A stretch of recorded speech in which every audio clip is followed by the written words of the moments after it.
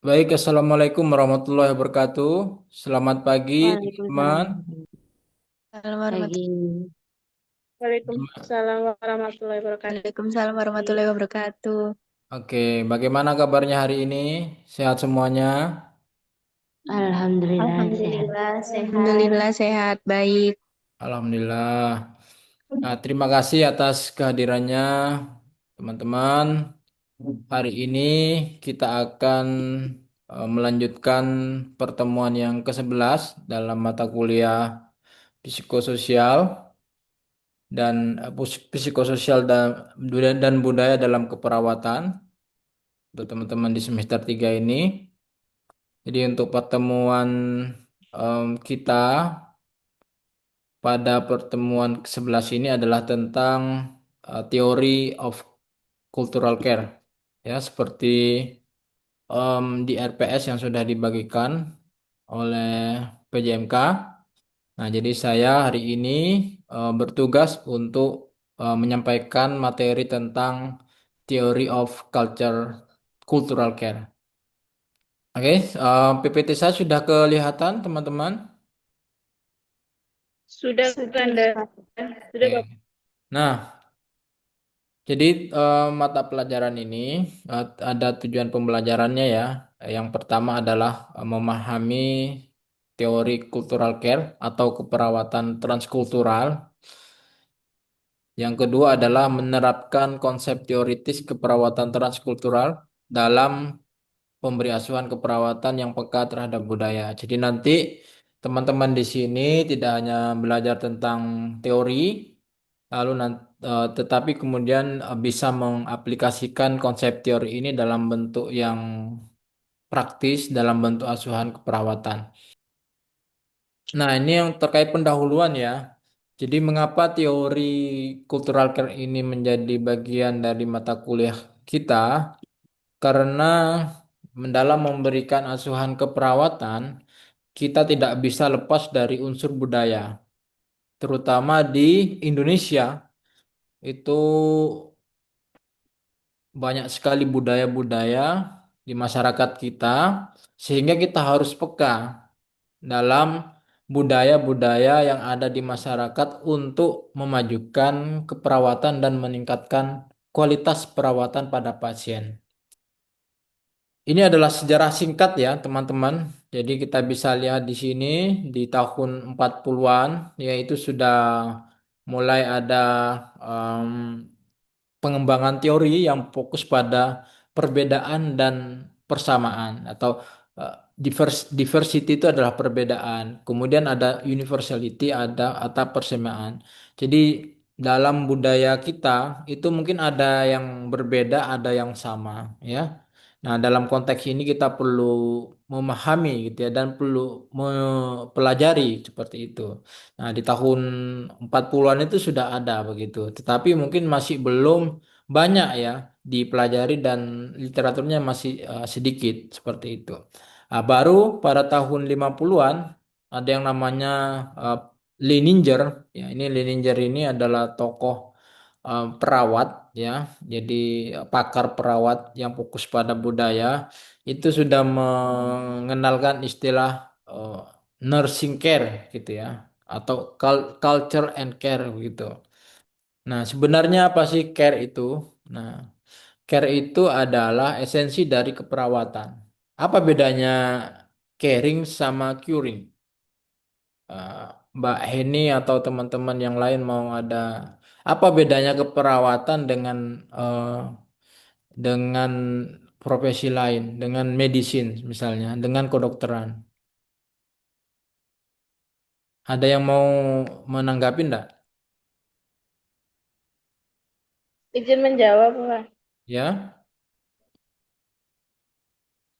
Kalau perawat itu kan, kalau istilah itu kan kayak merawat, Pak. Jika kalau dokter itu kan kayak menentukan diagnosanya, dan perawat itu memberikan asuhan keperawatannya sesuai dengan kasus yang diagnosa yang dikasihkan oleh dokter.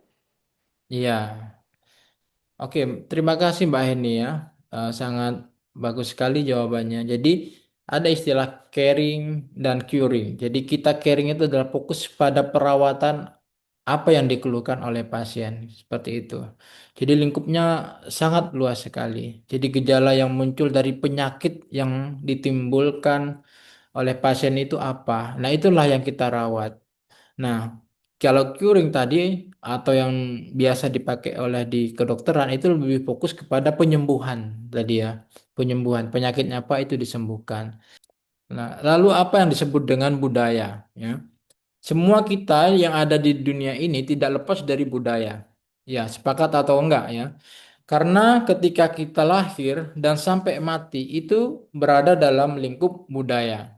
Ya, jadi bahkan ketika belum lahir ke dunia pun itu sudah ada budaya-budaya. Ketika misalnya 7 bulanan, iya enggak Mbak Heni sama Mbak Winda dulu ketika di kandungannya ibu itu mungkin ada selamatan begitu kan ya? Nah, sehingga kalau digabungkan tadi dua pengertian tadi, cultural care, ya, jadi apa yang disebut dengan cultural care ini, si erat eh, apa namanya, kita dapat diterapkan dalam keperawatan untuk merawat orang-orang dari budaya yang beragam. Jadi meskipun kita eh misalnya Mbak Heni dari budaya Jawa, tetapi ketika sudah punya sensi tentang budaya, maka kita akan lebih respect ya. Nah, ini adalah sekilas tentang universalitas cultural care. Jadi bahwa semua manusia itu membutuhkan perawatan untuk bertahan hidup, tumbuh, sembuh, dan menjadi manusia. Jadi care adalah kesamaan di antara budaya. Jadi di antara kita ini ya punya kesamaan budaya ya seperti itu. Kita minum air, kita menghirup udara ya. Itu adalah kesamaan kita. Ya. Kemudian diversity, perbedaan kita adalah bahwa manusia dilahirkan, dibesarkan, dan menunjukkan perbedaan, ya, baik secara fisik, ya, secara lingkungan. Ya, mungkin saya lahir dari budaya yang berbeda dengan teman-teman, ya, sehingga kita harus bisa memperlakukan semua budaya itu sama, gitu ya. Nah, ini rintangannya ya. Jadi eh, menerapkan asuhan keperawatan berbasis budaya ini, teman-teman itu sangat sangat menantang ya. Terutama di Indonesia itu masih banyak sekali em, perawat-perawat kita yang masih mengabaikan aspek-aspek budaya. Ya, karena apa? Pertama, itu adalah karena praktek kita itu sudah masuk ke perawatan yang rezimnya medis. Iya apa enggak? Kalau teman-teman lihat misalnya di desa yang kita panggil mantri, itu pokoknya kalau ada yang keluhan itu langsung dikasih obat gitu ya. Tidak mau melihat secara komprehensif problemnya itu apa. Mungkin ada unsur dari budaya begitu ya. Pokoknya kalau ada yang ngeluh, nah itu langsung dikasih obat begitu. Kemudian dari dulu memang tidak ada teori eksplisit terkait budaya ini seperti itu ya. Nah, kemudian eh, tantangannya adalah mendorong perawat untuk mempelajari budaya. Ini sangat menantang dan tidak gampang ya. Karena ya buat apa sih belajar budaya kalau yang sakit ya diobati aja begitu. Nah, ini yang menjadi tantangan begitu ya. Sedangkan kan kita ingin melihat ada perubahan perilaku itu kan tidak langsung serta-merta kita obati, tapi kita harus pelan-pelan untuk mengubah juga, memodifikasi juga budaya yang sudah lama mungkin dipercayai tetapi tidak bagus secara kesehatan, ya. Nah, sehingga ini menjadi sangat penting apa program-program sarjana ini untuk lebih peka terhadap transkultural ya. Kemudian yang terakhir adalah memang kalau kultural ini lebih banyak pada kualitatif ya. Jadi jadi penelitian-penelitiannya itu lebih banyak di kualitatif. Sementara di keperawatan yang kita pakai lebih banyak itu adalah metode kuantitatif ya. Jadi ini untuk lebih spesifik lagi apa sih maksud dan tujuan dari teori cultural care ini? Nah, yang pertama itu adalah untuk menemukan, ya, mendokumentasikan, menafsir, kemudian menjelaskan dan bahkan memprediksi beberapa faktor ganda yang mempengaruhi perawatan dalam pandangan Emix. Nah, ini istilah dalam antropologi itu adalah ada Emix. Emix itu ada faktor dari dalam budaya itu sendiri. Kemudian etik itu dari di luar budaya yang terkait dengan perawatan berbasis budaya. Kemudian memberikan perawatan yang sesuai secara budaya. Nah, ini maksud dan tujuannya itu adalah kita bisa memberikan perawatan yang sesuai secara budaya yang berkontribusi kepada kesehatan dan kesejahteraan orang untuk membantu mereka menghadapi kecacatan, sekarat, dan kematiannya. Bahkan kematian kita harus peka terhadap budayanya. Prinsip teoritis bahwa ada keragaman. Ya, tadi ya, kita harus melihat dunia dalam budaya itu adalah dua, bahwa kita memiliki kesamaan dan yang ke yang kedua adalah ada perbedaan. Nah, kita harus paham itu. Nah, bahwa seseorang itu juga memiliki pandangan dunianya sendiri. Jadi melihat dunia itu seperti apa itu pasti berbeda, ya. Henny mungkin dengan Winda itu pasti berbeda memandang dunia ini seperti apa begitu. Nah, terutama karena dipengaruhi oleh banyak faktor seperti agama, ya. Mungkin pandangan dunia kita dengan agama, misalnya Islam dengan agama lain mungkin berbeda seperti itu, ya. Nah, jadi kita harus bisa melihat secara komprehensif pasien ini seperti apa begitu. Nah, lalu yang terakhir adalah ada tindakan keperawatan utama dalam teori care ini. Yang pertama adalah cultural eh, preservation atau maintenance, jadi memelihara budaya. Kemudian yang kedua adalah akomodasi, ya. Atau negosiasi. Yang ketiga adalah restrukturasi, ya. Nah, jadi teori yang cultural care ini juga dikenal dengan bahasa sunrise model, ya, sunrise model. Nah, jadi mungkin ini bisa dilihat oleh teman-teman ya. Jadi ini kan ada cultural care tadi ya, atau sunrise model. Kenapa sunrise model ya? Karena bentuknya seperti matahari ya. Nah, jadi tadi yang saya sebut cultural care ini dipengaruhi oleh mulai dari pandangan dunia kita ya. Kemudian ada dimensi yang mempengaruhi budaya kita ini banyak di sini ya. Ada berapa faktor ini? Ada 7 faktor, mulai dari faktor teknologi hingga faktor edukasi. Nah, ini mempengaruhi budaya cara cara kita hidup seperti itu. Hmm. Jadi ini mulai dari individu, keluarga, komunitas gitu ya. Bahkan nanti negara kita juga ya dipengaruhi oleh cara berpikir seperti ini, Sandras model ini.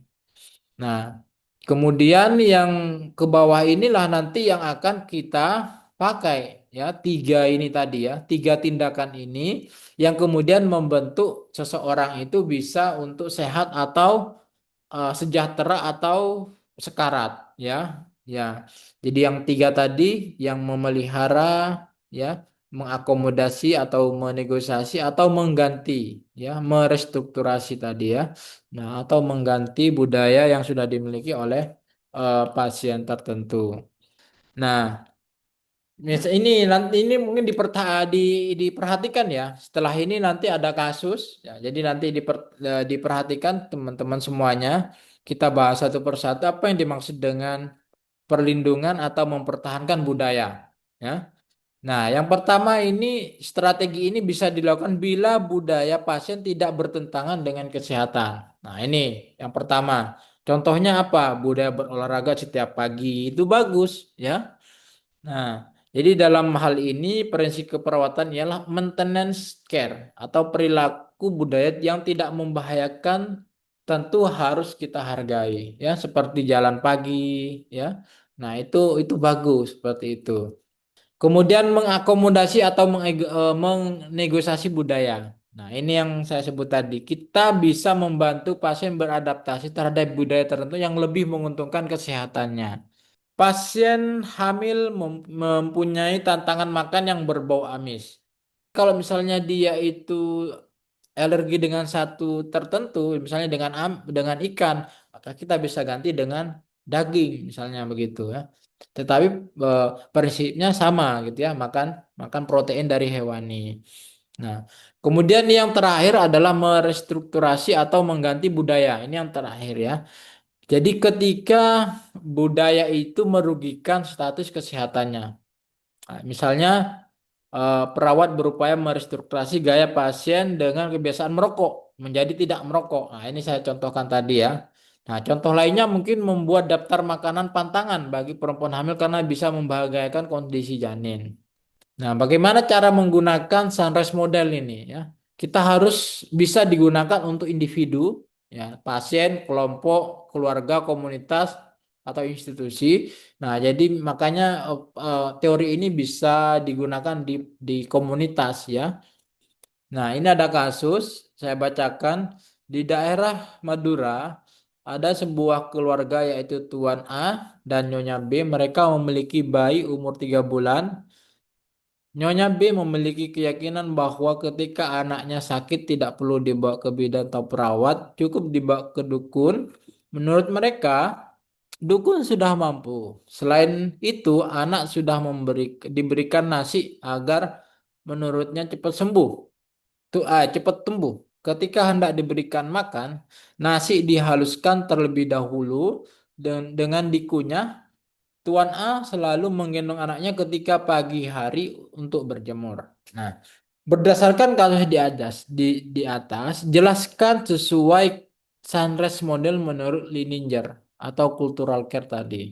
Nah, silakan, mungkin 2 menit atau ada yang mau langsung menjawab silakan. Oke, ini ada langsung ya. Mbak Eka silakan. Baik, Bapak. Terima Ya. kasih untuk waktu dan kesempatannya. Izin menjawab. Berdasarkan teori sunrise model menurut Leininger, ada Hmm. beberapa faktor yang terlibat pada kasus tersebut. Yang pertama adalah faktor agama. Hmm. Kemudian ada faktor sosial, ada faktor budaya, dan juga ada nilai kepercayaan, serta faktor pendidikan. Hmm. Yang pertama, faktor agama.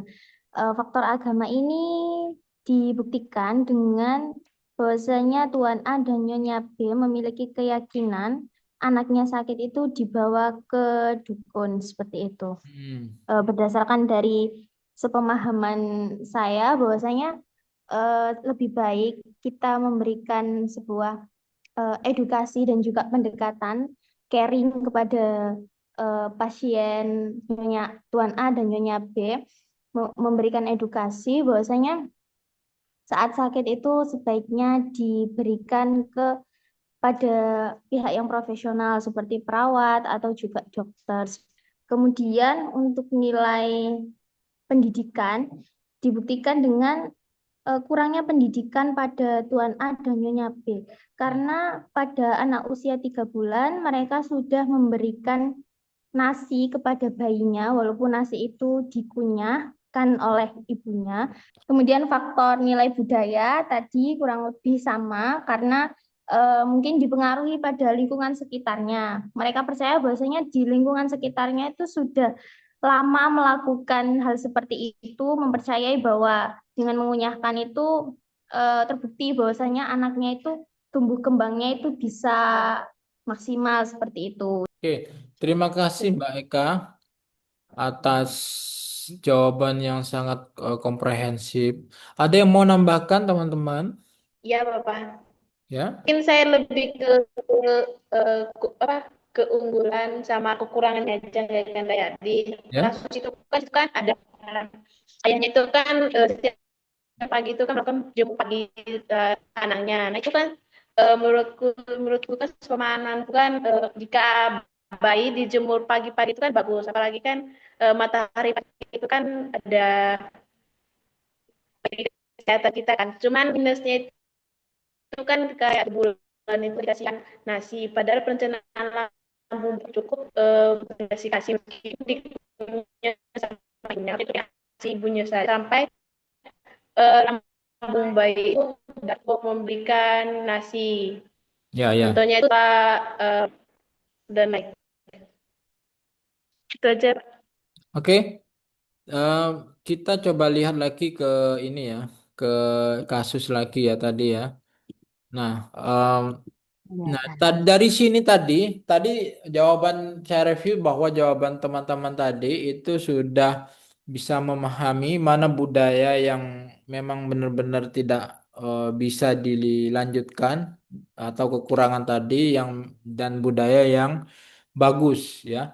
Tadi juga Mbak Eka tadi menjelaskan kemungkinan faktor-faktor yang mempengaruhi kasus ini mulai dari agama, budaya tadi dan pendidikan sudah dijelaskan secara bagus.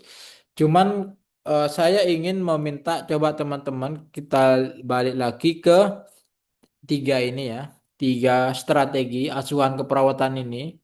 Karena nanti teman-teman ketika menerapkan teori ini nanti selain tadi mengidentifikasi faktor-faktor seperti yang dijelaskan oleh Eka tadi, teman-teman nanti harus bisa memilah mana budaya yang bisa dipertahankan, diakomodasi, sama merestrukturasi. Nah, ingat ini. Nah, kemudian kita kembali ke kasus ya, ke kasus mana kasusnya. Nah, dari sini saya coba tanya, mana kira-kira yang budaya yang bisa kita pertahankan dari kasus ini?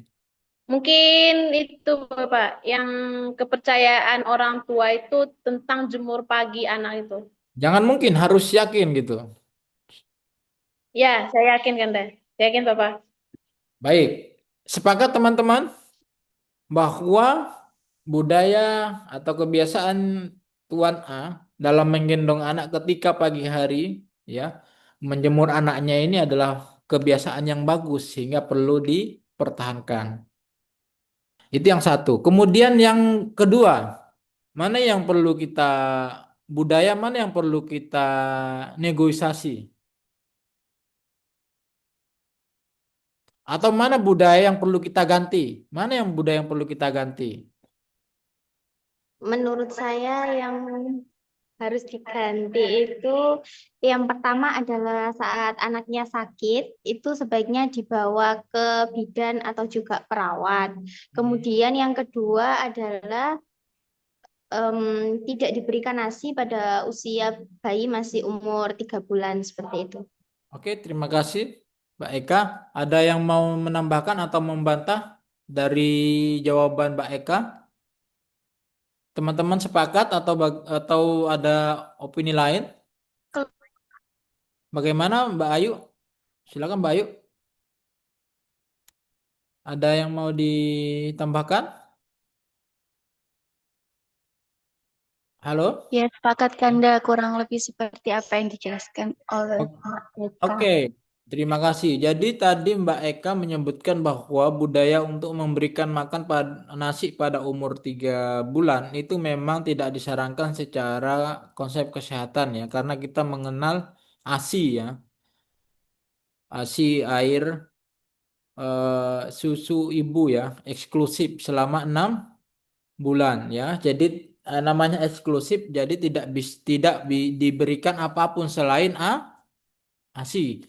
Tetapi kemudian ini diberikan nasi ya yang belum saatnya. Jadi nanti saat nasi itu diberikan pada umur 6 bulan ke atas ya. Jadi itu bayi baru bisa menerima nasi dan itu pun ada jenis-jenisnya ya. Pada umur 6 bulan di bentuknya seperti apa, teksturnya seperti apa. Yang jelas 6 bulan ke bawah itu adalah ASI eksklusif. Nah, jadi ini adalah budaya yang perlu diganti ya. Diganti, jangan seperti itu. Cukup pakai ASI ya. ASI eksklusif selama 6 bulan. Nah, yang kedua bisa diganti atau bisa dinegosiasi yang terkait pergi ke dukun. Karena negosiasi di sini karena ketika kita berhadapan dengan budaya yang sangat kental, yang sudah beratus-ratus tahun, itu kita tidak bisa otomatis langsung nggak usah ke dukun, Bu. Nggak usah ke nggak usah ke dukun ya benar, nggak usah ke dukun, tapi cukup ke perawat atau bidan atau dokter. Nah, ini akan sangat ditolak oleh mereka.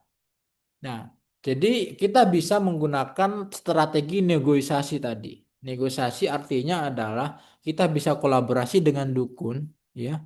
Tetapi dukun ini tidak memberikan advice, ya, seperti layaknya seorang tenaga kesehatan atau tenaga keperawatan, ya. Tapi mereka ya kita berdayakan dukun ini untuk mereka yang masih mempercayai terkait dukun di desa tertentu. Nah, sehingga tetap ya di beberapa budaya tertentu mungkin tetap disarankan ke dukun, tetapi tetap juga didorong untuk pergi ke tenaga profesional, tenaga kesehatan. Nah, jadi ada dua opsi di kasus tentang kedukun ini, ya. Otomatis nanti teman-teman itu nggak bisa menyuruh atau menyetop langsung, nggak usah ke dukun, ya. Karena beberapa kasus eh, yang saya dengar ini terutama di lapangan ketika saya eh, penelitian, ya. Jadi ada yang sampai memilih mati, ya, mati bayinya, si ibu ini yang mau melahirkan karena ingin pergi ke dukun ketimbang pergi ke rumah sakit yang itu gratis pakai BPJS. Sedangkan ke dukun mereka rela untuk membayar dan akhirnya meninggal anak itu. Nah, itulah pentingnya sebuah budaya begitu ya. Mbak Eka, siapa tadi aja ya? Mbak Eka ya. Ya mungkin untuk kasus dukun ini kita bisa modifikasi seperti itu ya. Ya, jadi tetap kita sarankan, tetapi ada yang kita modifikasi. Oh kak, nggak masalah. Kamu atau bapak bisa pergi ke dukun, tetapi ini harus dibarengi dengan pergi ke perawat atau bidan atau dokter. Nah, ini bisa dimengerti ya, teman-teman ya. Bisa. Oke, ini jadi ini ada tiga tadi ya sudah bisa masuk semuanya dari tiga strategi itu mulai dari mempertahankan, kemudian memodifikasi dan mengganti budaya. Nah, dari sini ada yang mau ditanyakan? Sudah paham terkait teori maupun prakteknya, teman-teman? Nah, jadi em, kalau memang tidak ada pertanyaan atau sanggahan, saya kira pertemuan kita cukup untuk hari ini, ya.